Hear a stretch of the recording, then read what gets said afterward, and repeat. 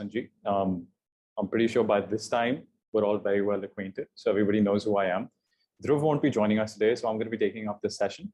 So all of your jokes and antics will be coming through me. Not as good, but I'll try.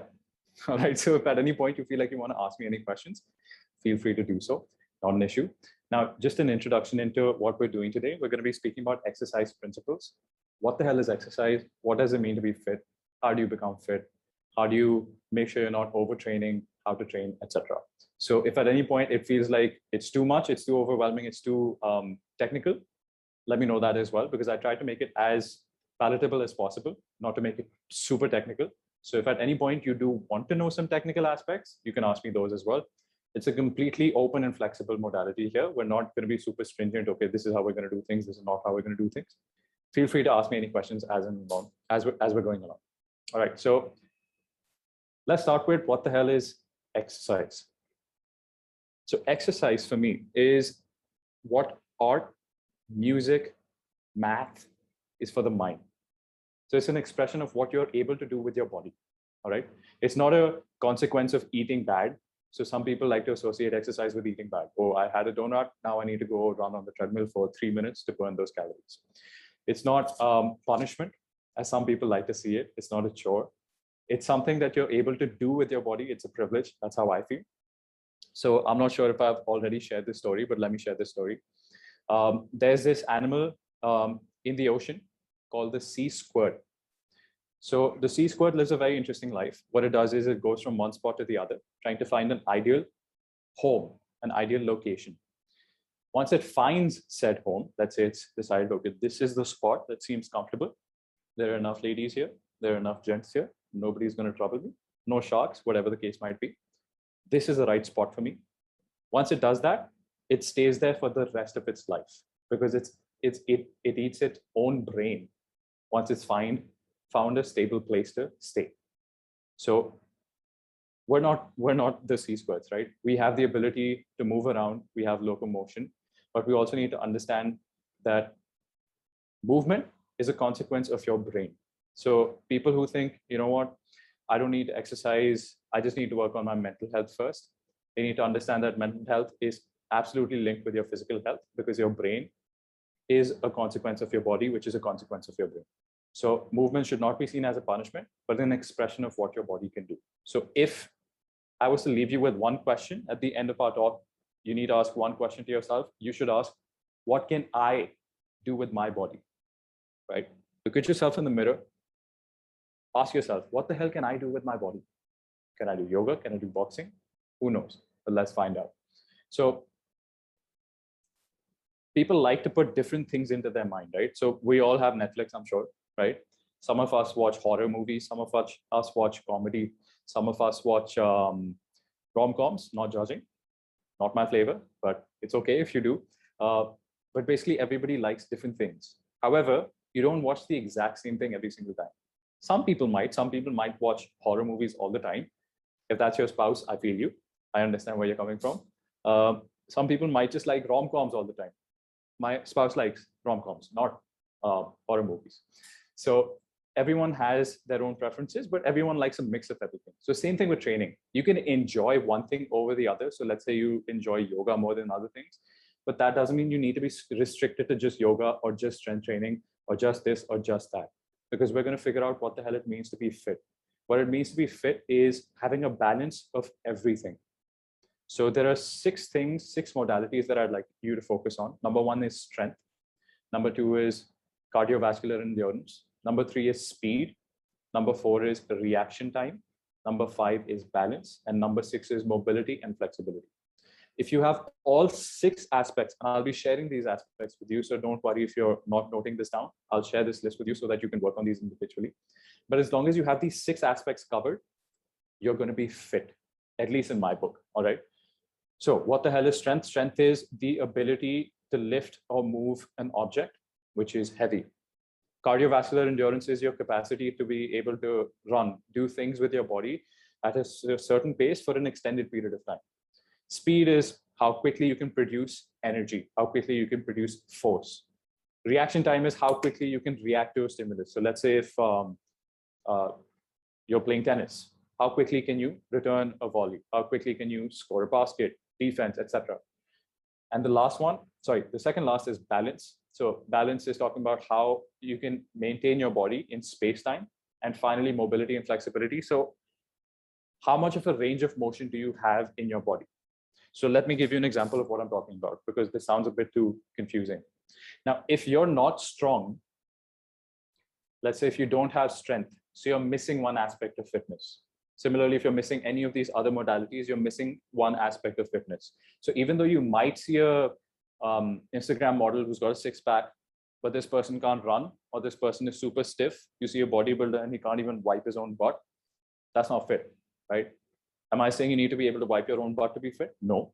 But my point is that mobility and flexibility is 100% an aspect of fitness, all right? So fitness is being able to express movement with your body. It's a privilege, and you have to earn that privilege every single day. So should you be exercising 7 days a week? Yes. Does it have to be hard exercise 7 days a week? Absolutely not. But as long as you're covering these 6 modalities: strength, cardiovascular endurance, speed or power, reaction time, balance, and mobility flexibility, you are fit. So even if someone comes and tells you, okay, can you run a marathon? Can you deadlift 200 kilos? You have to ask them, can you do all the other things? Because you're focusing on one thing, but are you a king of one, or are you the jack of all? Because if you're the jack of all, the average Joe is a jack of all. This person is much fitter than even an athlete who can't even stretch or who can't even move through a full range of motion and hence gets injured like that. So what I want you to focus on from here is try to cover all aspects of health and fitness. Now, Nikita asked me a question. Do these need to be there in your workout every day? So we're going to be discussing how you can include these variations, these different aspects into your training. Individually, we'll figure out how you can include these into your training. But during a week, you should be addressing all, ideally. So you shouldn't go 2 weeks and, man, I haven't done any strength work, or I've gone 2 weeks and I haven't done anything for balance. Try to address all of them over the course of a week. Doesn't have to be every day, all right? Now, something like a CrossFit is pretty close to what I would be considering a fitness modality. But do you have to do CrossFit? Absolutely not. Because the biggest issue with CrossFit is that there aren't any good coaches. So CrossFit, the idea is great, but it's done improperly all over the world. So I would recommend you stay away from CrossFit. As long as you can't find a great coach, don't do CrossFit, right? So I see a lot of people doing Olympic lifts, doing heavy movements with lots and lots of volume. And that's a recipe for disaster. So don't go on any extreme. Try to be the jack of all trades. That's what's worked for me, because that's what's, I'm guessing no one here is a professional athlete, or no one is trying to become the best marathon runner in the world. If you are, great, more power to you. But for most of us, we're just trying to be fit. So cover all modalities instead of just one. Now, Nikita, you asked me, should you be working out every single day, or should you be covering all of these aspects every single day? That brings me to my next topic, which is overtraining. So yes, I said you need to work out every single day, but does that mean you need to go hard every single day?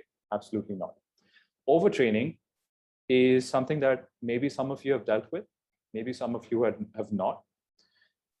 But overtraining is basically when you overwhelm your system. So think of it more like under recovery. A lot of us, let's say if we're super stressed out, we've been working every single day, putting long hours, barely getting any sleep, and suddenly all of a sudden we fall sick. Even though you haven't worked out, you haven't pushed your body, you feel tired, right?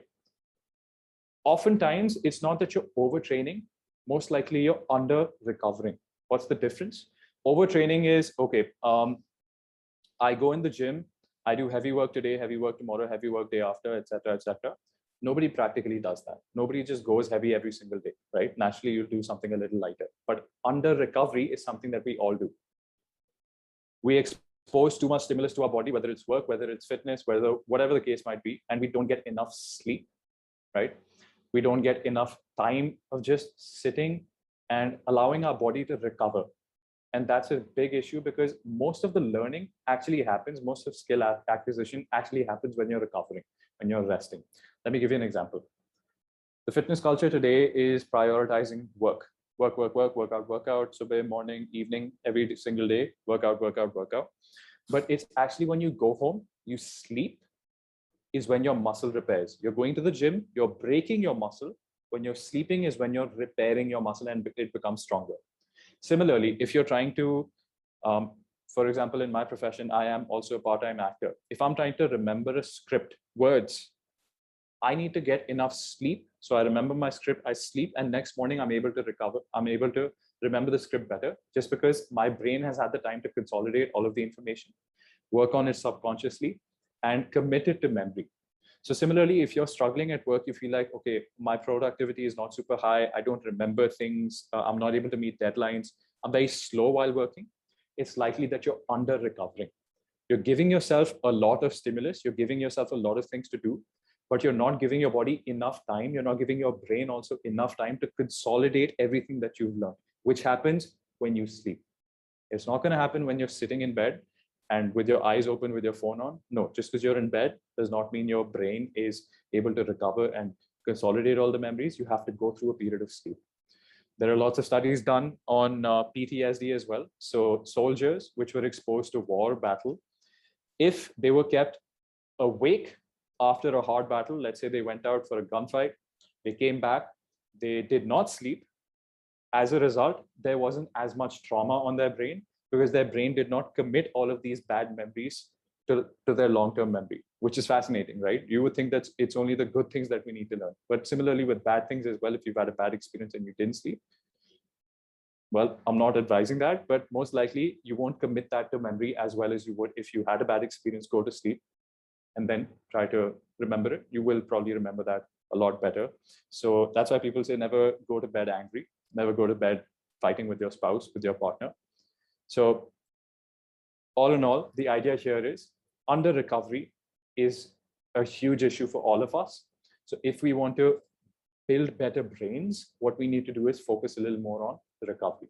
So we have to prioritize sleep and recovery to be able to train at the highest level, to be able to perform mentally at the highest level, regardless of the endeavor.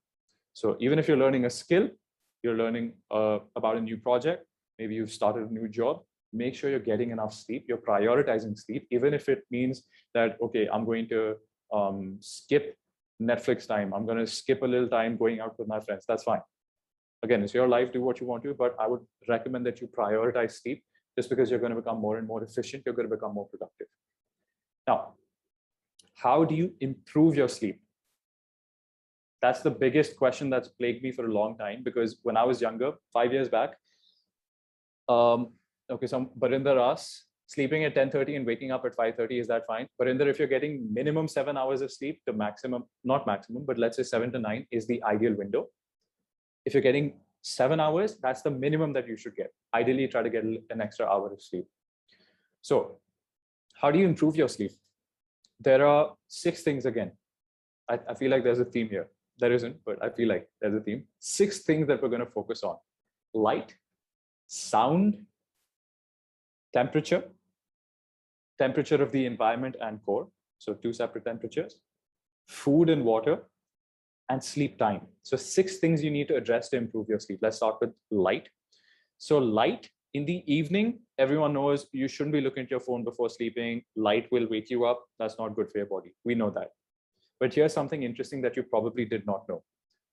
Daylight exposure can significantly impact your nighttime melatonin production. And melatonin is the hormone that makes you sleep. So in the morning, first thing in the morning, if you don't get bright light, sunlight into your eyes, that does not cue your sleep hormone in time for sleep in the evening. Let me reiterate. In the morning, if I wake up at 8 a.m., I'm getting sunlight into my eyes.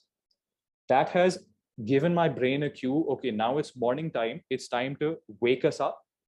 And eventually, after 8 to 12 hours, it's going to be time to sleep. So I'm going to start increasing the sleep hormone and increasing the sleep hormone and decreasing the wakefulness hormone, which is cortisol.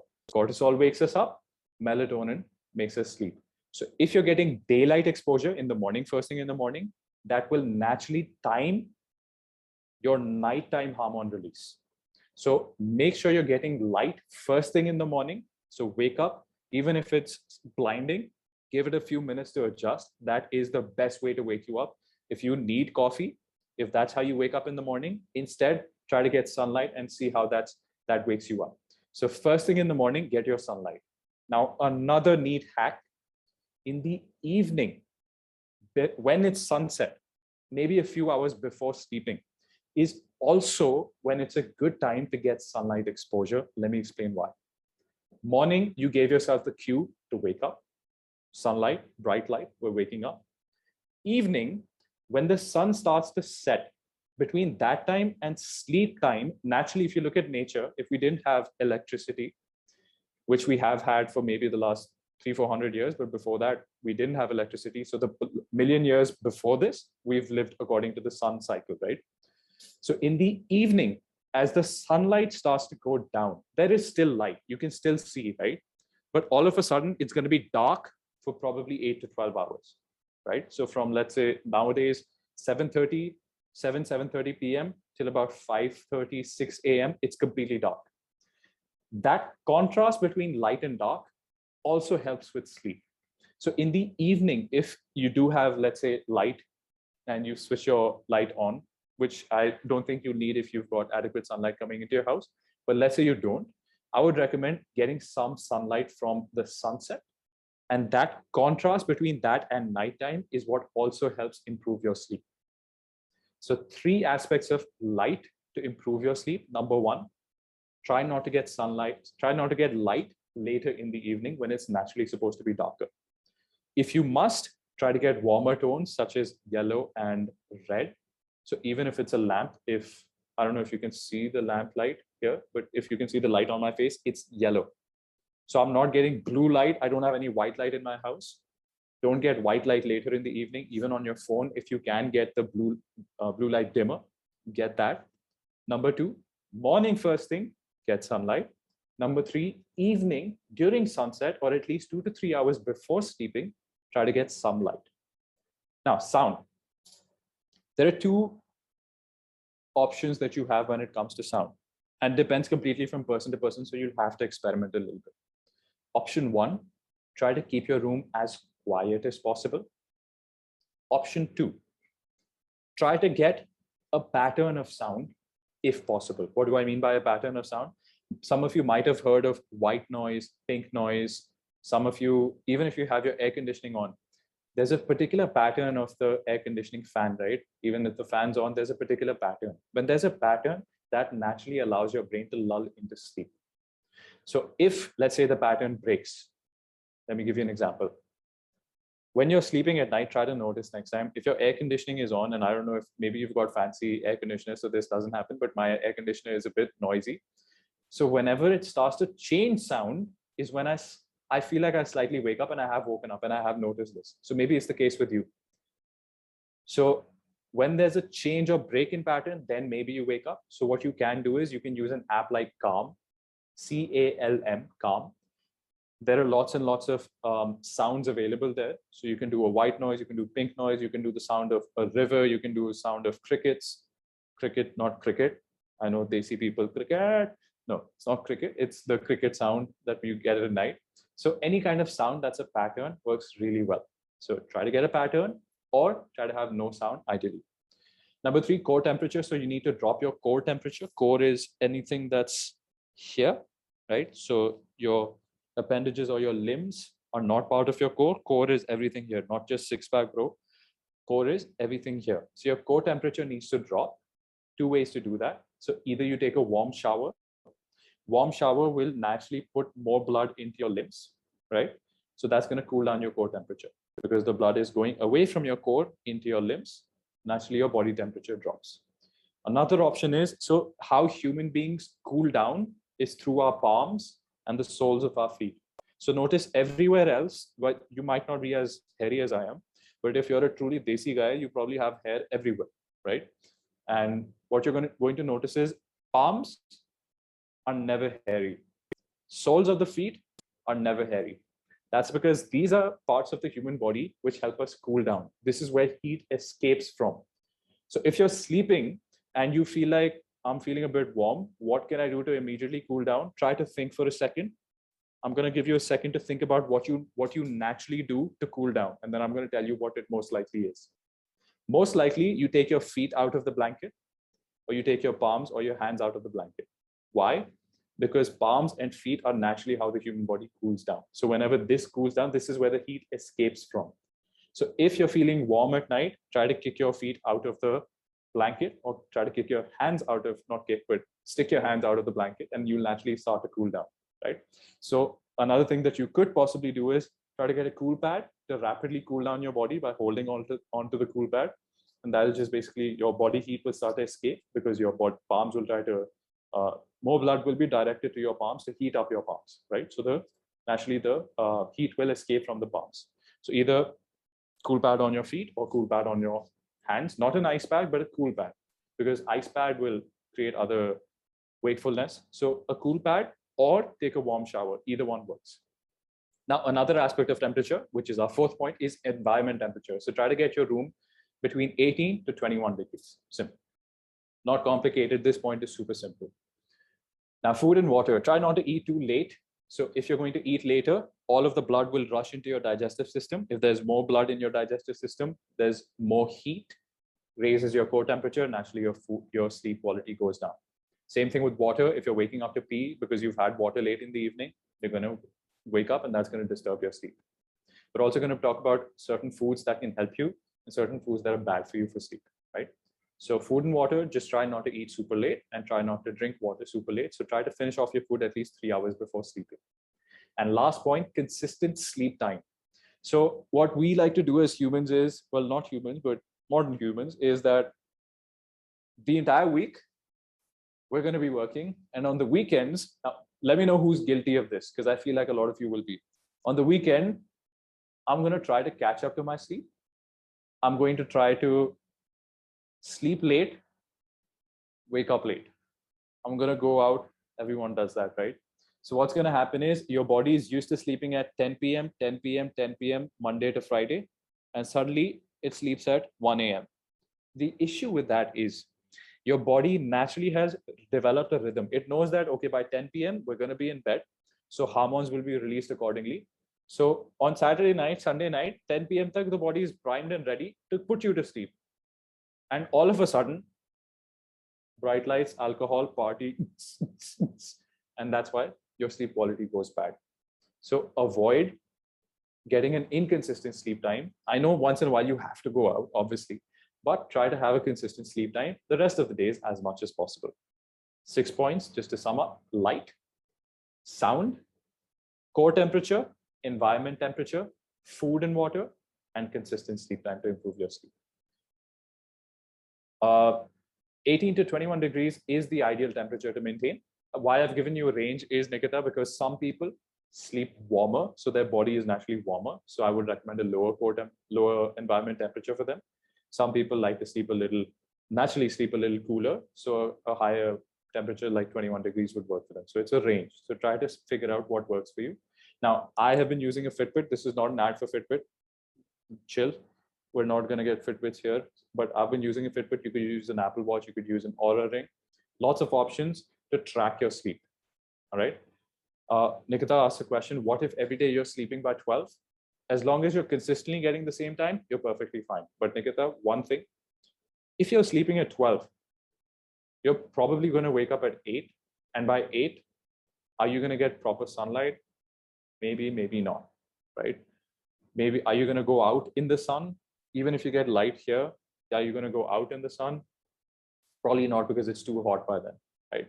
So 12 o'clock might be a little late. If you can, I would recommend try to sleep from 11 to 6 if you're sleeping 7 hours. What about people who work in the night shift? Well, Bhavya, I don't know if you've done any research on night shifts, but automatically when you start sleeping when you start working a night shift, unfortunately, the cases of health issues go up. So things like diabetes go up, cancer rates go up if you're working a night shift. Night shifts are actually pro-cancerous. Like, I'm sorry if you're working a night shift and this is alarming you. But again, you don't have to do that for life, right? There are ways to sort of mitigate that. So you can artificially stimulate light. So you can artificially stimulate to get heavy curtains in the morning. Keep those heavy curtains so that you're getting enough sleep in darkness. During the night, I'm guessing night shift anyway, you're going to have light exposure. So you can manipulate your environment a little bit. But I mean, this is going to cost a lot of money to a lot of people, but I would recommend try to stay away from the night shift as much as possible. All right. Please, bosses, don't come to me. Viren ne kaise bol diya ye? We're going to get this guy off. No, I'm just stating facts here. This is not my opinion. This is just based on research. Having a night shift job naturally just increases your health issues. So I'm sorry about that. But I hope maybe we can figure something out for you. All right. What about sleeping in the afternoon? I feel super sleepy in the afternoon. Absolutely fine. I would recommend getting naps in. That's perfectly fine. However, it's not ideal to break up your sleep. So some people like to say, okay, Viren, I'll sleep 5 hours at night and then I'll sleep 3 hours in the day. Let me explain why that's not ideal. You naturally go through different cycles of sleep, right? So first few hours, you have a different cycle, next few hours, different cycles, different cycle, different cycle. And towards the end of your sleep pattern, maybe around the 6-7 hour mark is where your REM sleep comes into play, more into play.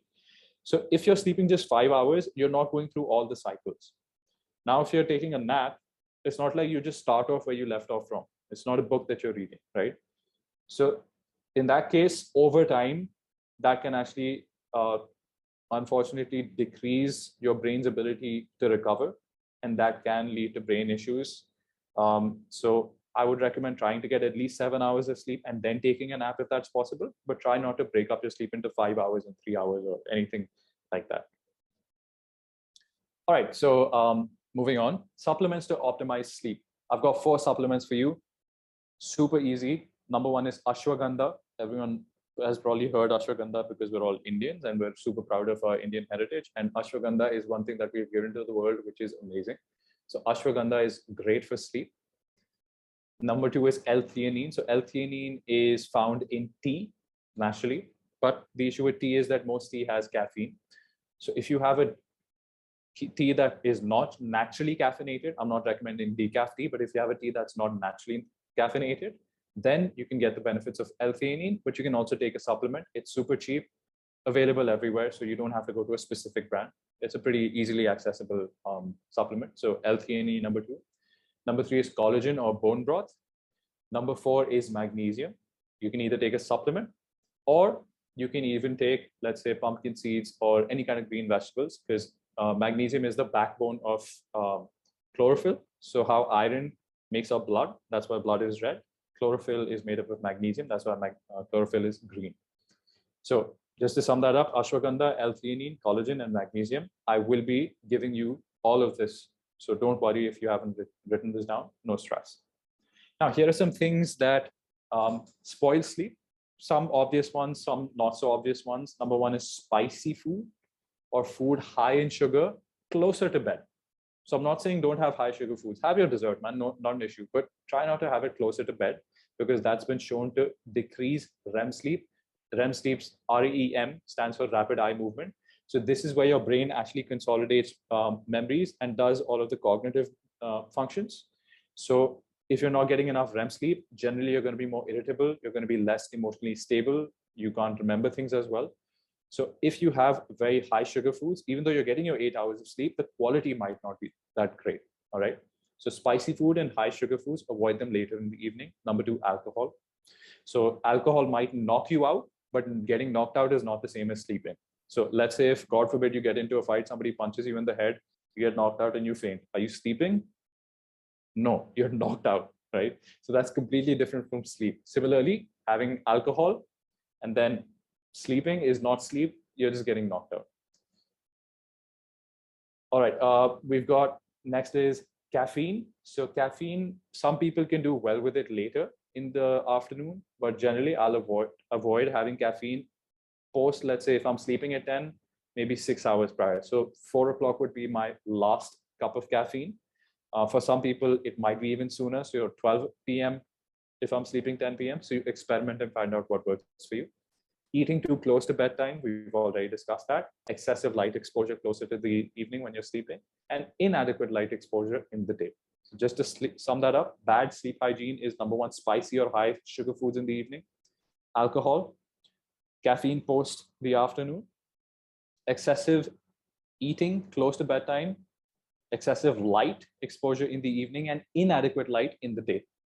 One last thing, training or exercising close to bedtime is also not great. So that sums up sleep. I will be sharing all of this with you, so don't stress if you haven't written any of this down. Now we're going to move on to the training section. So how to train? Let's talk about that. So you should, like I said before, should be ideally training 7 days a week. There's not a single day that you should not be active, because if we were out in nature, which we have been for the past million years, 2 million years, maybe in the last 50 years, not even 50 years, man. If you go back 50 years, people were still more active. Maybe in the last 20 years, people have been very, very sedentary. Before that, people were still relatively active. But you should ideally be active 7 days of the week. But Viren, I need a rest day. What do I do? Just go for a walk, right? Walking is as good as resting because it barely requires effort. It doesn't have to be a brisk walk. Just a slow-paced walk is perfectly fine. So if I was to divide my entire week and try to hit different aspects, so we discussed strength, power, cardio, how do I split it all? You don't have to think that, okay, today is a strength day, today is a power day, today is a cardio day, today is reaction time. You don't have to do that. Pick 3 simple activities which prioritize different aspects. Let me give you an example. Strength training will cover both strength and power, speed. Sport will cover cardio, reaction time, balance, and speed. And something like yoga, Pilates will cover mobility, flexibility, and balance. And then 1 day you can walk. So 2 days of strength training, 2 days of sport, 2 days of yoga, and 1 day of walking is perfectly fine. If you want to work out twice a day, that is also perfectly fine. But 2 days, 2 days, 2 days would be the ideal split, and 1 day can be dedicated to just walking. Is this set in stone? Absolutely not. It's super flexible. This is just a recommendation. You can design your own schedule, not an issue at all. What I want you to focus on is make it fun. If you're not going to enjoy it, you won't do it. How do you enjoy it? If you make progress. So even with strength training, you might say, Viren, I don't like strength training. That's because you haven't made progress yet. So once you start making progress with strength training, you'll learn to enjoy it. How do you make progress? Through consistency and recovery. So let me tie that all up. Make sure it's fun. How do you enjoy? How do you make it fun? If you're seeing progress, if you have company, it also helps. How do you make progress? Through consistency and recovery. Find a schedule that works for you. There are no hard rules here. So I'm just going to talk a little more about strength training, and then I'll open the room for questions. So strength training is basically, the focus of strength training always has to be stimulate, don't annihilate. Let me say that one more time. Stimulate the muscle, body, do not annihilate. So people who go into the gym and they kill themselves, I'm going to do bro chest there, and then they completely are wrecked for 3 days, and then they can't train properly the 4th day because they're still sort of recovering. They're at 50%, 70% capacity. You're losing out. Because if you did not train at 100%, you trained at maybe 80%. By the 4th day, 3rd day, you're going to be back at 100. So again, train at 80. You don't have to push yourself all the way through. And the more often you train, the better your chances of recovery. So you're training hard, recovering, and you've got multiple stimulus. Versus training once a week, chest, bro day, completely wrecked yourself, and then you can't train again.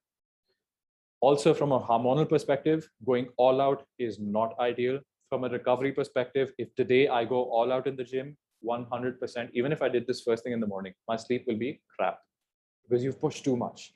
Stimulate, do not annihilate. That's the number 1 rule of training. Always go to the gym, stimulate the muscle, going, training, do not kill yourself in the gym. All right. So you got to work at a moderate to challenging pace, never going all out. All right. So in order to see significant progress with your strength training, you need to train every single body part at least twice a week. All right. So what I mean by that is, generally, if you go to a gym trainer will normally tell you, okay, today is chest and bi, tomorrow is tri and back, 3rd day is calves and forearms, 4th day is shoulders, blah, blah, blah, all of the crap, right? That's what you call a bro split, training one body part a day. Not required, all right? Instead, stimulate each body part at least twice a week. Here are some options. Let's say you only want to train strength twice a week, that's it. You want to do all your strength work just twice a week because you hate going to the gym, right? Just do 2 full body days. One option. Option 2, Instead of 2 days, okay, now Viren, I want to do 3 days of strength training. Fine. Do 1 day of full body, do 2 days where you're going 1 day upper body, 1 day lower body. From 3, you want to switch to 4 days, do 2 days upper body, 2 days lower body. 5 days, mix it up more. 6 days, mix it up more. So there's no hard and fast rule. Ideally, stimulate, don't annihilate, and train each body part at least twice a week. Simple. All right, Bhavya asks, which method would you suggest to increase body stamina? So stamina is actually associated with cardiovascular health. So your heart being able to pump out the same performance is what builds stamina. So I would recommend doing any sort of cardiovascular activity in order to improve your stamina. So do a mix of walking, sometimes jogging or playing a sport, and then sometimes sprinting, which will be part of the sport. So just to sum it up, what's the best way to build stamina? Play a sport. Don't just go into the gym and do cardio. That's also very boring. Try playing a sport. It also helps you on a deeper psychological level. So here are some rules to consider. Number 1, with training, stimulate, do not annihilate. Number 2, stimulate each body part at least twice a week. Number 3, provide enough recovery between one training session to the next so that your muscle isn't sore the next time you're training. So if I did, let's say I trained my legs today, my legs should be recovered in another 2 days. So the third day I can train. So give enough of a gap. I don't ever want to train when I'm already sore, because then you're not going to get quality. You're just going for quantity. Balance it out. Number 4, perform up to maximum 20. Now this is getting a bit technical. So if it's getting a bit confusing, don't stress. I'll explain it again if you need me to. Number 4 rule is perform 20 to 24 stimulatory sets per muscle group. What the hell does that mean? Let's say you go and train your legs today. So I did 3 sets of legs today. I do 3 leg workouts in the week. So 3 sets today, 3 sets the next workout, 3 sets the third workout. I've done 9 total sets. So that's 9 times I've stimulated the muscle. So the max that you need to go to is 20 to 24, depending on the muscle group. You will feel it. So if, let's say, I've done 20 sets in the entire week, so one day I did 5 sets, next day I did 8 sets, next day I did another, let's say, 8 sets or whatever. I did 21 sets. And by the end of the week, I feel like, man, my chest from one workout to the next is just not recovering. Too many sets. Drop the volume. All right. So stimulate, don't annihilate. And even with sets, do as much as to get a good pump. Feel some soreness, but not like, okay, my muscles are completely destroyed and I can't even walk for the next 2 days. All right. Minimum requirement is 6 stimulatory sets per muscle group per week. Let me explain. You're doing 2 full body days, let's say, that's it. 2 days you're going full body. 1 day do 3 sets of a movement. Next day do 3 sets of a movement. You've done 6 total sets. You're good. So minimum 6 sets, maximum 20 to 24. You'll find out how much for each muscle group when you start training. And lastly, the rule is train through your full range of motion. So none of this, none of that. Take it through the full range of motion, which is your range of motion. So just because you see another person in the gym going all the way down and all the way up, no need for that. Take it as much as your body allows you. When you feel like it's going too far back and you'll know the feeling, it's feeling strained, that's too far. That range of motion is too much for you. So take it through the full range of motion, but not past what you can feel to be your maximum range of motion. And over time, once you go full range of motion, it'll keep opening up. And naturally, through strength training, you will also develop flexibility and mobility. All right. So just to sum up the 6 rules: stimulate, don't annihilate. Number 2, stimulate each body part twice a week. Number 3, provide enough recovery between each session. Don't train sore. Number 4, perform a maximum of 20 to 24 sets per muscle group. Number 5, minimum 6 sets per muscle group per week. And number 6, train through your full range of motion. All right. So that sums up my talk for today, my gyan for today. I hope it wasn't too technical at any point. If it was, apologies. I will try to help you understand every aspect if you need me to. So I'll open the floor to any questions now. So you can either type down your question or you can raise your hand. There's a raise your hand feature on Zoom, and I'll let you know if you can unmute yourself.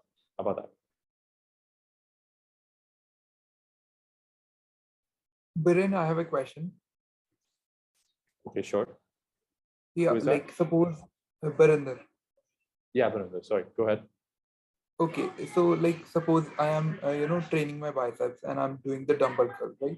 And as you said, like in a day I need to do just 6 reps of that. So Okay. In a week. In a week, 6 reps only. 6 repetitions. Sets. Okay, 6 sets. How many repetitions in that? Let me explain. So those of you who don't know the distinction between sets and reps, let me explain it. Repetitions is how many times you're repeating the exercise within one set. So if I'm doing the dumbbell curls 6 times, that's 6 repetitions, 1 set. I take a break. I do another set 6 times. That's my second set. I take a break, do another set of 6. That's 3 sets of 6 repetitions. So I'm saying 6 sets, 6 sets per muscle group per week. The repetition depends on you. If I'm doing deadlifts, I don't go for 20 reps, right? Because deadlift is a very heavy exercise. You don't never go for 20 reps on a deadlift because it involves a lot of muscle groups. But a shoulder raise, a bicep curl, go 20 reps, perfectly fine, right? Train your body through different ranges of motion, but generally also the heavier your exercise, the lower the reps. The lighter your exercise, the higher the reps. Because when it's a lighter exercise, let's say a bicep curl, small muscle group you're working, so you can go for more volume, more repetition, as opposed to heavier weight. When you're deadlifting, it's your back working, your glutes working, hamstrings working, calf, everything's working together. That's why you go for fewer reps, but heavier weight. I hope that answers your question. Yeah, it does. Sorry if I'm getting too technical, but just trying to help out. No, it isn't. Any other questions? One question. I recently started doing running. Actually, my goal is to run a half marathon at least next year. So daily I'm doing 5 kilometers. I'm able to do it like 15 minutes per kilometer. That's my range till now. What kind of diet I should include in my, what kind of vitamins and other things I should include in my diet? Okay, so first thing that most people miss when they're doing something like running is getting adequate protein. So when you're running, you're going to be breaking down a lot of muscle, right? Because in an entire bout of running, let's say you're running half an hour straight, you're going to need a lot of fuel for that. And there's only so much fuel that you can carry at a certain amount of time. So yes, you're going to be burning through your fat, you're going to be burning through your carbohydrates, but you might also burn through your protein reserves because you might break down some muscle. So number one thing is make sure you're having adequate protein. How do you know you're having adequate protein? Just double or triple your body weight in kilograms. That should be an adequate amount. Okay. So prioritize protein. Number two, when you're doing your running training, make sure you're having carbohydrates. Don't go on a low carb diet unless you're doing super long distances. So if you're doing 200 kilometers plus, then I would recommend a low carb diet. Otherwise, if you're doing like a regular thing, then there's no need for you to go on a low carb diet. So make sure you're getting your carbohydrates before and after training, and you're getting enough protein. 2 aspects that you need to mainly focus on. In terms of multivitamins, in terms of vitamins, you can take a multivitamin. But when it comes to vitamins, it's a bit more nuanced. So if you're having things like eggs, dairy, even green vegetables, because you do need magnesium, or pumpkin seeds, that should be a good base for you to start building from. So let's say you start having magnesium in the form of pumpkin seeds, you start having eggs, so you're getting most of the nutrition there, and you're having yogurt, dairy, etc. You're meeting all your nutrition requirements mainly, but you still feel like maybe a little bit here, maybe a little bit there, you got a blood test done, something's off, then you can, fix that particular nutrition that you're missing. So as long as you're having all of this, let's say a balanced diet where you're having enough protein, you're having your carbohydrates, priority, done. Next step, go for high nutrition foods such as eggs, dairy, pumpkin seeds are great for magnesium. And then if you're missing something, then I recommend a blood test. One more thing, what kind of exercise I should include, like for running? Before running, I know I need to do some lunges and high jumps to warm up my body. But is there anything to increase my distance, or if I can go faster than what I'm going? So is there any kind of exercise which I need to do for that? Okay, so strength training, right? So you don't do strength training before your run. No, So if you I do lunges before your run, that's not helping you run, right? Okay. Because what is a lunge doing? A lunge is stimulating your quadriceps, it's loading your quadriceps. But running is not a loaded movement. You're not carrying heavy weight, right? You're carrying your own body weight for a longer duration. So if you're running, doing some more dynamic stretching, such as let's say knee pulls, etc., some quad stretches. Speak to your running coach about dynamic stretches, which lunge, by the way, is not a dynamic stretch, it's an exercise. But if you're doing dynamic stretches, that would be ideal over lunges if you're doing, let's say, a run. So whenever you're doing a cardio movement, even if you're doing boxing or you're playing a sport, you don't do a strength training movement beforehand to warm up for a run. That doesn't make sense, right? So move your body through the full range of motion. So a dynamic stretch for that, and then start with the light jog and then pick up your pace. Thank you. You're welcome. Shraddha has also asked a question. I play badminton for an hour. How can I include other aspects like strength, flexibility, and for how many days in a week? So Shraddha, you can, depends completely on your schedule. I would recommend at least 2 strength training sessions a week. So maybe 2 days of strength training, you could do full body, perfectly fine. When it comes to flexibility and mobility, as long as you're going through a full range of motion, perfectly fine for mobility and flexibility. But if you could dedicate a day, so if you could do a little bit of yoga, that's also going to help you out with flexibility. So maybe 1 day of yoga, 2 days of strength training, and the rest of the day, you can just do your badminton. I hope that helps. I have a question too.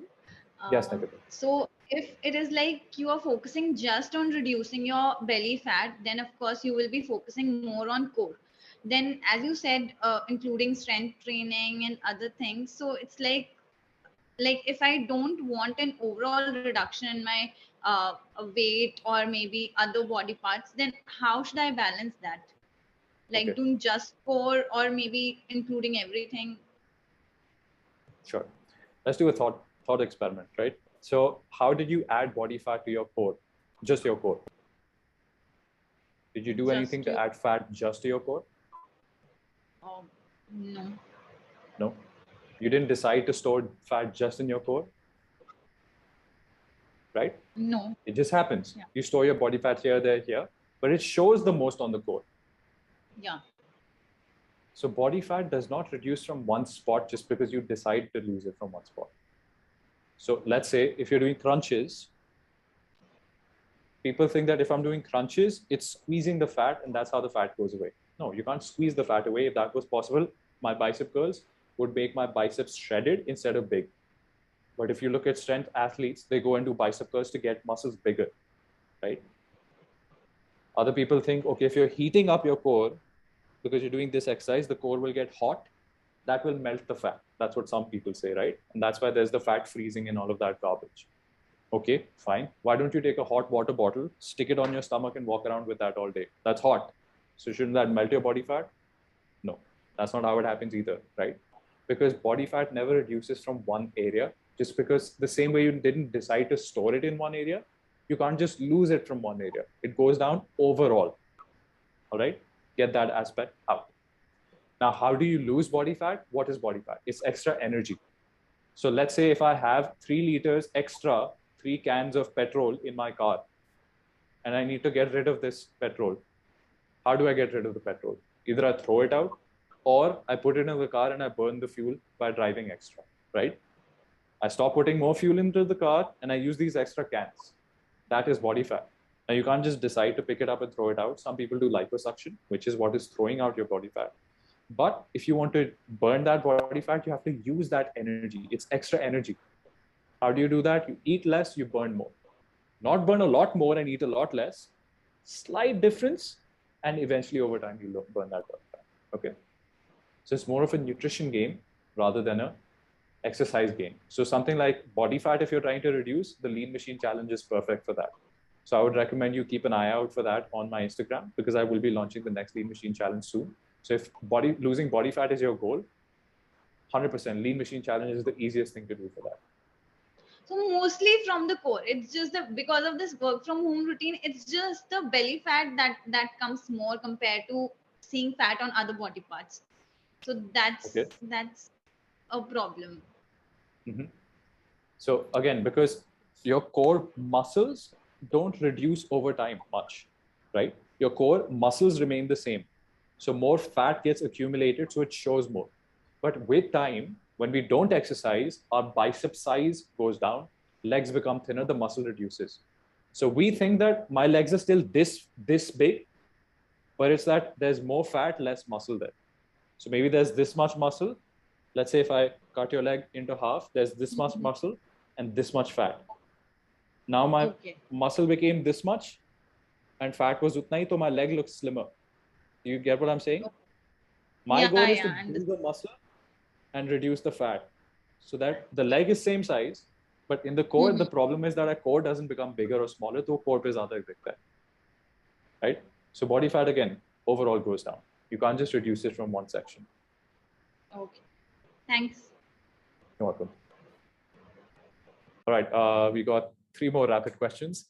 Viren, I do strength training 4 times a week, 4 to 5 times, and I prefer going for a hike and track. Should I take protein after my strength training? Should I take protein over the weekends? I'm guessing you're referring to protein powder.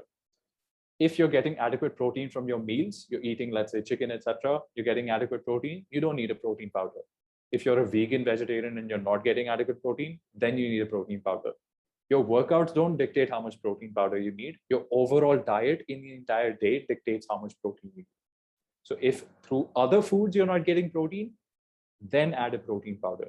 Just because you work out doesn't mean you have to add a protein powder, right? So when I'm not working out, I can add, right? Of course you can. So even if you're not working out, your body still has skin that it's repairing. I'm sure you've read this quote, every 7 years, every single cell in our body is replaced. So maybe you look like the same person, but you're not the same person. Some people have heard that quote maybe. That's because every single day your skin is getting changed. Like some cells are dying, some cells are being born again. So what's going on is protein is being broken down and repaired, So it's not just muscle that's being broken down and repaired, it's skin, it's hair, it's organs. So you need protein anyway, not just for building muscle, but also for good hair, good skin, and just for quality of life. So I'm kind of addicted to it. When I'm not taking it over the weekends, I feel like an urge to take it. I'm kind of addicted to protein. Yeah. So that's what I was figuring out. If I'm doing a workout, then it makes sense for me to take it because I did some muscle thing. But if I'm going for a trek or a normal walk or spending a weekend with friends, then it doesn't make sense, I think. But now I'm going to take it. I mean, it's perfectly fine, even if you're taking a protein powder. It's perfectly fine. So when I'm not working out or not doing anything in a day, I can take it, right? So when you start working out, you probably need maybe 10 extra grams of protein. That's it. Oh, so cool. Just because you're working out doesn't mean you need an extra protein shake now. You don't. You just need a little extra food. That's it. So if you're taking your protein from a protein powder, it's fine. But even if you're not getting your protein from a protein powder, it's still okay. You can get it from natural food. It's not a must that you have to get protein powders because that's the only way to get protein. Eat chicken, eat eggs, eat dairy. Lots of other. Eat tofu, eat paneer. Lots of other sources. All right. I've got another question. Please suggest something to motivate me to get up and my body and exercise. One simple thing just to motivate to exercise. Now, let me explain. Now, this is a mindset piece, right? This has nothing to do with training. So just try to wrap your head around what I'm saying. There are a lot of people who talk about self-love. You have to love yourself. You have to accept yourself for what you are, right? That is not self-love, that's self-acceptance. Self-love is discipline. Self-love is doing the things that you know need to be done to improve your life, regardless of how you feel about it. Let me give you an example. If your parent or your child is not taking care of their health, and you're the only person who can take care of their health, would you let them be, or would you take care of their health? Probably take care of their health. Why? Because you love them. right?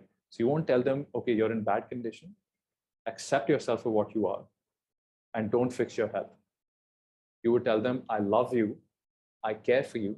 So even though you don't feel like getting up and eating right and doing this and that, if they're not well, you have to take that medicine. You have to do this because you love that person. So you will do that for them. We forget to do that for ourselves. If you truly love yourself, the best expression of self-love is discipline. And that's something I've learned through experience as well. I'm not just speaking out of my butt. It's through experience. It's only through experience of inculcating discipline into my life that I realized, man, the more disciplined I am, the happier I feel about my life, the more my life improves, the more I improve as a person, and automatically I love myself more. So don't think you need motivation. Motivation is a feeling. It comes and goes. Some days you feel great. You listen to a good song, you watch a nice movie, you feel motivated. So don't wait for the right feeling. Instead, rely on discipline. Now, I did an entire workshop on discipline. If you haven't seen that, I hope Sanjeet uploaded that on YouTube somewhere. Check that out, because that entire piece is talking about discipline and how to be disciplined. But if I could sum it up, discipline starts with the simplest of things. Don't try to build the Great Wall of China. Instead, try to lay one brick right at a time. So don't try to sleep on time every single day, work out every single day, eat right every single day. Don't try to do everything in one day. Eat right one meal of the day for the next 7 days. Then eat right 2 meals of the day, 7 days in a row. Then 3. Then all of a sudden, man, my food's perfectly fine. I'm in a habit. I've developed the discipline to eat right. Now let me try exercising. Let me try going for a walk 20 minutes a day. Easy. 25 minutes a day, 30 minutes a day, and slowly build it up. Don't build the Great Wall of China because it's too overwhelming in one day. Lay one brick right at a time. Try that out. Once he'll start, he'll fall for it, and certainly he's not going to stop then. Just start at least. I think that's the best thing.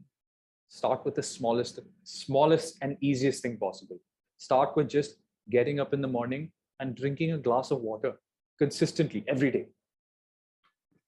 Brush your teeth at a certain time every day. Anything. It could be something super simple, but start with something easy and then build on to bigger and better things. Don't start with, I'm going to fix my entire life in one day. That'll never happen. Start small. Okay, the self-love part really hit me. So I think, yeah, that helps. Thank you. I hope it does. Good luck. All right, I got one more question. I ride the bicycle to the gym and then do some stretching exercise, and then I start weight training. Is that fine? Yeah, it's perfectly fine. I wouldn't recommend stretching before exercising. I would recommend stretching after exercise. Dynamic stretching is different. So there are 2 types of stretching: passive, dynamic. Dynamic means active movement. Passive means suppressed, less active, more docile, right? So dynamic stretching means if I'm doing this to stretch out my pecs, this is dynamic stretching because I'm moving, right? I'm moving my arm through the full range of motion. Versus if I just hold on to the back of my chair and then stretch my pec, this is passive. I'm not moving. I'm in a certain position.